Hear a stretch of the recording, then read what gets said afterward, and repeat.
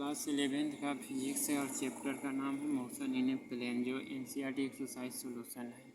तो क्वेश्चन 1, 2, 3 का वीडियो तैयार सॉल्व कर चुके हैं। अब क्वेश्चन 4 है और ये न्यू वाले बुक का है। और सबसे पहले जो चैनल देखते हैं तो उसको एक बार सब्सक्राइब अवश्य करें, जिसमें नोटिफिकेशन आपको फिजिक्स का मिलता रहेगा, है ना। तो सबसे पहले हमें क्या क्वेश्चन में पूछ रहा है, state with reasons whether the followings algebraic operations with scalars and vectors physical quantities are meaningful.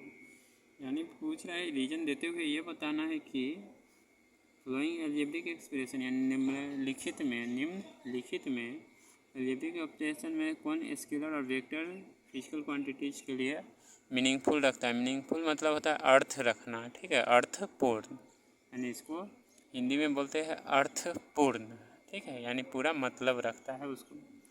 Adding any two scalar, यानी टू स्केलर को ऐड करते हैं तो क्या यह संभव है। तो टू स्केलर को ऐड करके देखते हैं क्या होता है। एग्जांपल सबसे पहले लेंगे तो स्केलर क्वांटिटी में जानते हैं ओनली मैग्नीट्यूड होते हैं और स्केलर एक जैसे डिस्टेंस ले लिया और स्पीड ले लिए। तो डिस्टेंस का जो ऐसा यूनिट होता है वह मीटर होता है और स्पीड का क्या होता है मीटर पर सेकेंड होते हैं। तो दोनों को ऐड करेंगे तो वह संभव नहीं है। तो डिस्टेंस प्लस स्पीड, तो क्या हुआ, डिस्टेंस मान लिया 4 मीटर है या 4 किलोमीटर है और स्पीड है 2 किलोमीटर पर आवर या 2 मीटर पर सेकेंड। तो दोनों को एक साथ तो ऐड कर नहीं सकते हैं, तो यह संभव नहीं है। तो पहला का आंसर हो जाएगा नो हो जाएगा। फिर है नेक्स्ट में है adding a scalars to a vectors of the same dimension, यानी स्केलर और वेक्टर को जो है सेम डायमेंशन के फॉर्म में ऐड कर सकते हैं। तो स्पीड जो होता है, मान लिया स्केलर है तो स्पीड और वेलोसिटी ले लिए, तो स्पीड एक बड़ा सा क्वांटिटी होती है, ठीक है, और वेलोसिटी क्या होता है एक छोटे से क्वांटिटी होता है। तो दोनों का जो है ऐसा यूनिट तो मेनली सेम होगा, लेकिन वेलोसिटी का क्या होता है मीटर पर सेकेंड में और स्पीड को किलोमीटर पर आवर में ऐड करते हैं। तो अगर यहाँ पर हम किलोमीटर पर आवर ले लेते हैं और ये मीटर पर सेकेंड, तो दोनों को एक साथ ऐड करेंगे तो यह संभव नहीं है। तो इसका भी आंसर हो जाएगा हमारा नो हो जाएगा, ठीक है। तो यानी सेकेंड वाला का भी क्या होगा, नो होगा। इसके बाद है दिया हुआ multiplying any vector by any scalar. तो इसका भी हमने वीडियो तैयार कर चुका है, मतलब मल्टीप्लिकेशन प्रोडक्ट्स ऑफ वेक्टर। कहने का मतलब है कुछ फिर ये characteristics of vectors bye scalar और वेक्टर में ये सब अलग अलग प्रॉपर्टी सब का वीडियो तैयार कर चुके हैं। तो वेक्टर और स्केलर को जो मल्टीप्लाई करते हैं तो क्या होता है, या तो वेक्टर होते हैं या स्केलर होते हैं। तो ऐसे प्रॉपर्टी से पढ़े हैं। तो सबसे पहले वेक्टर का एग्जांपल लेते हैं। तो वेक्टर का एक एग्जांपल लेना और एक स्केलर का। तो मान लिया वेक्टर और स्केलर का ऐसा कौन सा एग्जांपल लेंगे जो संभव है। तो सबसे पहले आप सोचेंगे अपने ब्रेन में वेक्टर क्वांटिटी क्या होते हैं। वेक्टर जानते हैं फोर्स है ना। तो फोर्स को अगर हम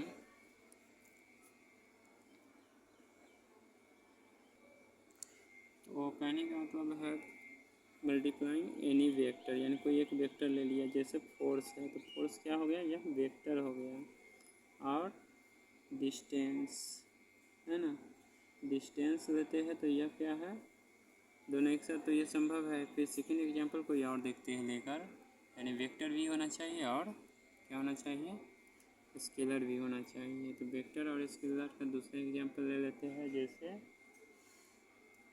इलेक्ट्रिक फील्ड में चलते हैं, चार्ज में और फोर्स में, ठीक है।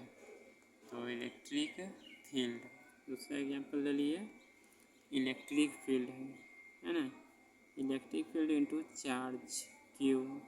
तो ये दोनों संभव है, ठीक है। फोर्स इक्वल टू इसका भी होता है, इसका क्या हो गया, फोर्स इक्वल टू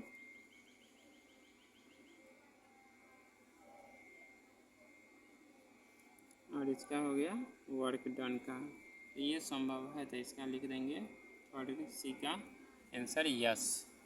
इसके बाद है मल्टीप्लाइंग एनी टू स्केलर, यानी टू स्केलर को मल्टीप्लाइंग कर सकते हैं। तो टू स्केलर है, जैसे क्वांटिटी ले लिए power into time, power into time का क्या होता है, वर्क होता है। तो यह भी संभव है। या स्पीड इनटू टाइम भी लेंगे तो यह डिस्टेंस का होता है, तो यह संभव है। तो ये भी लिख देंगे, ये मीनिंगफुल है, तो इसका भी क्या हो जाएगा, यस।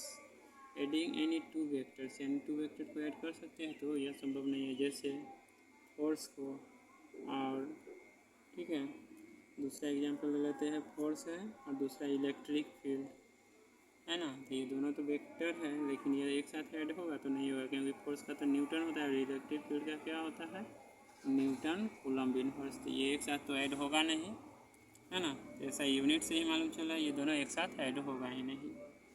इसके बाद है लास्ट क्वेश्चन है, adding a component of a vector to the same vector, यानी वेक्टर बता रहा है क्या सेम वेक्टर है, लेकिन उससे कंपोनेंट ऐड करते हैं तो ये भी संभव नहीं है। जैसे मान लिया क्वेश्चन में पूछा जा रहा है एल्जेब्रिक ऑपरेशन के फॉर्म में, जैसे x ले लिए और दूसरा y ले लिए, तो स्केलर और वेक्टर क्वांटिटीज में जो पढ़े यूनिट वेक्टर के जो कंपोनेंट होते हैं, जैसे x iota i plus y iota j, तो ये एक साथ संभव नहीं है, ठीक है।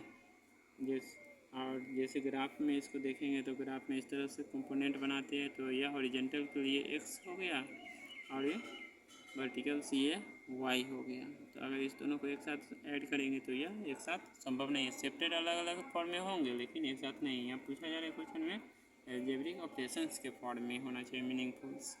तो ये हो गया आपका, तो ये क्वेश्चन नंबर 4 हो गया। उम्मीद है जो सब एग्जाम्पल के साथ है और ये समझ में आया होगा, और थ्योरी अगर पढ़ लेते हैं, ठीक है, प्रॉपर्टीज ऑफ स्केलर जिसका मैंने वीडियो तैयार कर चुका हूँ, मोशन इन ए प्लेन और motion in a straight line का, इसी मतलब थ्योरी के बारे में, तो उसको एक बार देख लेंगे तो ये NCERT एक्सरसाइज क्वेश्चन 4 है, बहुत ही आसान लगेगा।